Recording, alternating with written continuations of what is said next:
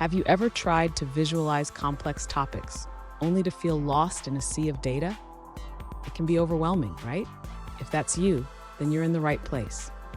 Today, we're diving into how to visualize topics using Spark LDA. I completely understand the struggle of trying to make sense of topic modeling results. You're not alone in this. Many users face the same challenge when working with the LDA library in PySpark.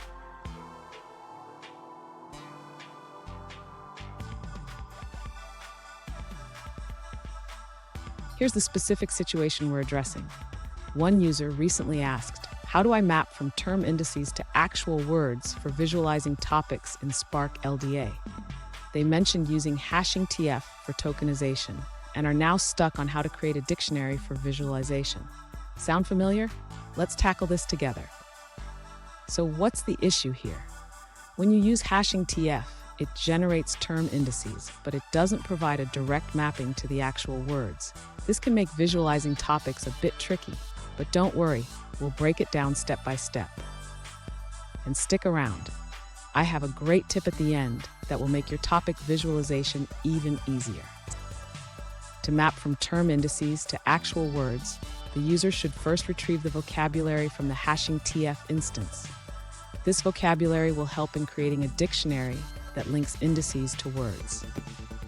Next, the user needs to create a dictionary. This dictionary will use the term indices as keys and the corresponding words from the vocabulary as values. After creating the dictionary, the user can now visualize the topics.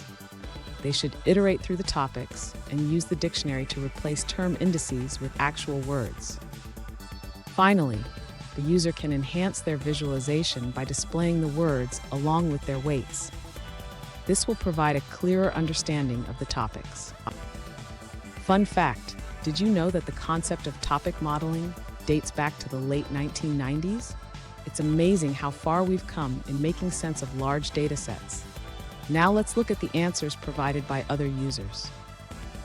This user suggests that hashing TF is irreversible, meaning you cannot retrieve the original words from the term indices.